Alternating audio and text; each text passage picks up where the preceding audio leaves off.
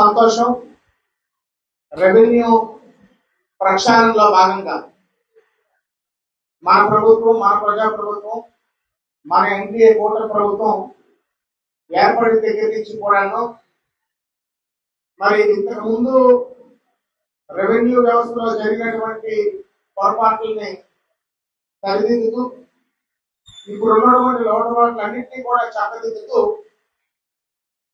మన భూమి, మన తాతల నాటి భూమి, మనం కష్టాయిస్తున్న భూమి, మన వారసత్వంగా వచ్చినటువంటి భూమి మీద ఎవరో వేరే వాళ్ళు ఫోటో లేకుండా రాజముద్రతోనే పూర్తి హక్కులు కల్పిస్తూ మనకి వంశపారంపర్యంగా ఉన్నటువంటి లేకపోతే మన కష్టాయిస్తూ ఉన్నటువంటి మన పసుపు కుంకాల భూమికి పూర్తిగా రాజముద్రతోని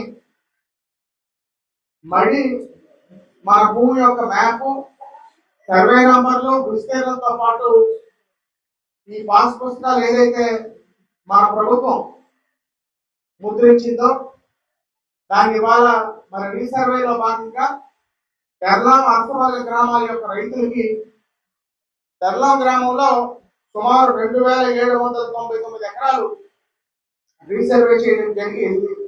1373 పాస్ పుస్తకాలు తయారయ్యి పంపిణీకి సిద్ధంగా ఉన్నాయని మీకు అందరికీ సభాముఖంగా తెలియజేసుకుంటున్నాను. అదేవిధంగా అరసవల్లి గ్రామంలో సుమారు 1434 ఎకరాలు రీసర్వే చేయడం జరిగింది. దానికి సంబంధించి 921 ఖాతాలు, పాస్ పుస్తకాలు పంపిణీకి సిద్ధంగా ఉన్నాయనే విషయం మీకు అందరికీ కూడా మీకు అందుబాటులో తెచ్చామని మీకు అందరికీ కూడా సభాముఖంగా తెలియజేసుకుంటున్నాను. ఈ ప్రభుత్వం యొక్క ముఖ్య ఉద్దేశం రెవెన్యూ వ్యవస్థ ప్రక్షాళన ఏ విధంగా జరగాలంటే ఈ తరాలకే కాదు భవిష్యత్ తరాల్లో కూడా ఏ రైతుకి కూడా ఇబ్బంది రాకూడదనేటువంటి విషయాన్ని స్పష్టం చేస్తూ ఈ భూమి రీసర్వే అనేది ప్రభుత్వం ఆలోచన చేసి పెట్టిందని మీకు అందరికీ కూడా తెలియజేసుకుంటున్నాను.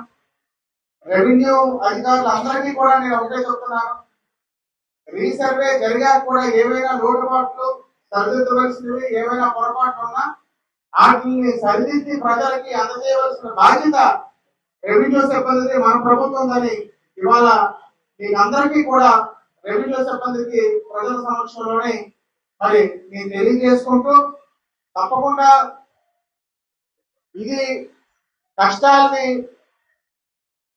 వినే ప్రభుత్వం, ప్రజల యొక్క ఇబ్బందుల్ని అవగాహన చేసుకునే ప్రభుత్వం.